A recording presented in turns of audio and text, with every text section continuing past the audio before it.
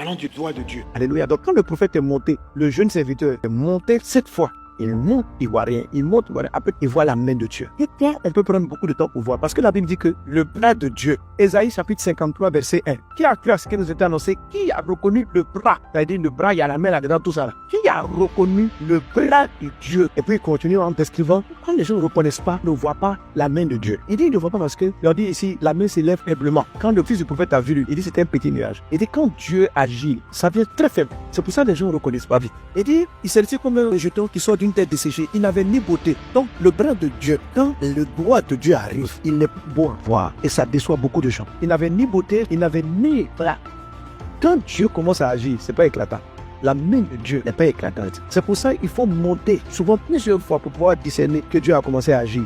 Le jeune prophète a dit, j'ai vu un petit nuage. C'était petit. Mais le prophète a interprété que petit, c'est comme ça que Dieu apparaît. Il n'avait ni beauté ni éclat pour attirer nos regards. Donc le bras de Dieu n'attire pas les regards. Quand Dieu commence à opérer, là, tu dis, wow, ça c'est Dieu. Non, ça commence doucement. Et son aspect n'avait rien pour nous plaire. Ça c'est le bras de Dieu. Mépriser. Le bras de Dieu, quand il commence à opérer, on a envie de le mépriser. On a envie de dire, c'est quoi ça? Abandonner des hommes. Les gens n'aiment pas ça. Hommes de plusieurs habitués à la souffrance, nous l'avons dédaigné, etc. Et la Bible dit, cependant, le bras qui est vilain, qui n'a pas d'éclat, il dit, cependant, ce sont nos souffrances qu'il a portées. La solution de toutes tes souffrances se trouve dans quelque chose qui arrive, qui ressemble à rien. C'est la raison pour laquelle, si tu ne travailles pas sur toi pour monter, tu ne vas pas le connaître. La pluie va arriver, mais tu ne vas pas savoir que c'est la pluie. La grâce va venir, mais tu ne sauras pas que c'est elle. Il faut que tu t'élèves. Il faut que tu travailles sur toi, que tu prennes la discipline d'être quelqu'un de meilleur dans ce que tu fais. Il faut que tu prennes la discipline de mieux prier. Ce que tu fais, tu décides de bien faire. C'est là que tu verras la main de ton mariage, tu verras la main de tes affaires, tu verras la bûche qui t'envoie les grâces, les faveurs, etc. Amen. Je vais prophétiser sur ta vie les aspects de la main. Que tes yeux voient le doigt de Dieu. Le doigt de Dieu.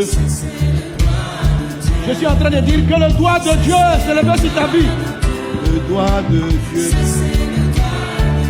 Donc quand les gens montent, c'est là-bas qu'ils voient la main de Dieu. Qu'est-ce que tu peux voir quand tu vas monter? Luc 11 va dire, mais si c'est par le doigt de Dieu que je chasse les démons, le royaume des cieux est donc venu vers vous. La puissance de Jésus pour chasser les démons, c'était le doigt de Dieu. Le doigt de Dieu terrorise les démons. C'est-à-dire qu'il y a des démons qui fatiguent ton foyer, qui fatiguent ton travail, les sorciers t'attaquent. Dieu veut les chasser. Donc quand tu montes là, moi ça s'appelle le doigt menaçant de Dieu. C'est-à-dire ça doit faire quoi là?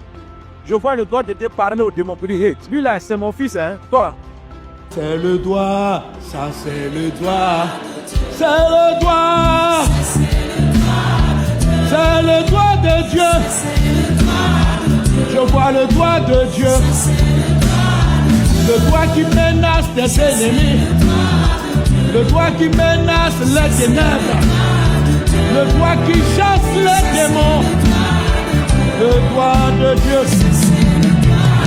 Pendant que je parle, je vois le doigt de Dieu rentrer dans ta vie, dans ton village, dans ta maison, détruire les œuvres des ténèbres. Le doigt de Dieu met les démons au pas.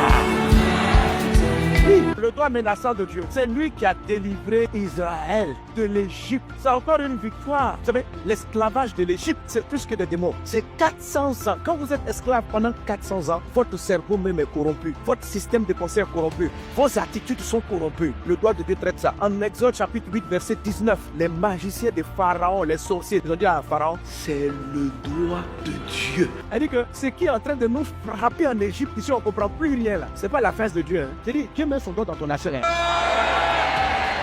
Et qu'est-ce que le doigt de Dieu a fait contre Pharaon et l'Égypte? Qu'est-ce qu'il a fait? Il a fusillé tout le système qui avait réduit à néant la mentalité des gens. Vous savez, le doigt de Dieu chasse les démons. Par exemple, quand beaucoup de gens sont célibataires, pas parce qu'ils sont possédés, parce qu'il y a un système de pensée qui existe depuis des années qui paralyse leur famille. Et c'est comme ça Israël était. Même la colonisation a laissé des marques. La colonisation a fait que la plupart des personnes, on n'aime pas être déployé, on aime être employé. C'est-à-dire que quand tu es colonisé, on t'explique que tu peux rien faire sans ton maître colon et que c'est lui qui décide. Toi, il faut travailler pour lui. Donc ça crée en nous une mentalité d'être embauché. Quand un homme a l'impression que sa vie est finie si on n'a pas donné le travail, il doit comprendre qu'il peut commencer avec des petites cacahuètes, faire un silage et puis devenir quelqu'un. Donc il est là à dire qu'on ne va pas embaucher. Je ne travaille pas. Tu vois, c'est une autre mentalité. Elle, pour Israël, pour détruire ça, Dieu a envoyé son doigt.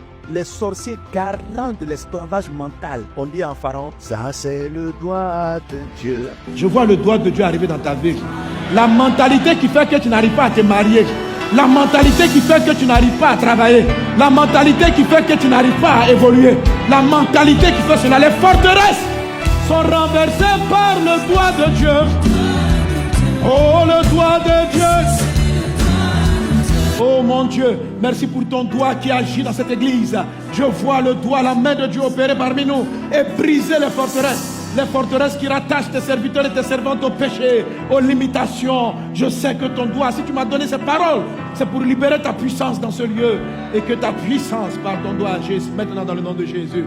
On a vu encore le doigt de Dieu en Exode chapitre 31 verset 18. Lorsque Moïse lui a achevé de parler à Moïse, lorsque l'Éternel lui a achevé de parler à Moïse sur la montagne de Sinaï, il lui donna 2 tables de témoignage, tables de pierre écrites du doigt de Dieu. Donc le doigt de Dieu est venu donner les instructions. Il y a le doigt qui menace, les 2 premiers cas. Troisième type de doigt qui vous donne la direction, qui te dit ma fille, voici ta route. Moïse, voilà ce qu'on va faire. Voilà comment il faut se comporter. Je vois le doigt de Dieu se révéler à toi. Cette nuit, cette semaine, tu reçois une orientation. Le doigt de Dieu est celui qui te montre une direction à prendre. Tous ceux qui étaient dans la confusion, que le doigt de Dieu vient te dire, ma fille, voilà la chose. Le doigt de Dieu est ce qui te montre la volonté de Dieu. Le doigt de Dieu est celui qui te dit, c'est lui-là que tu dois prendre. Lui-là, il ne faut pas le prendre. Que le doigt de Dieu te montre ce qu'il doit faire. Que le doigt de Dieu t'indique la direction. Que le doigt de Dieu te parle dans le nom de Jésus de Nazareth. Je vois le doigt de Dieu. Alléluia. Amen. Acclame Jésus.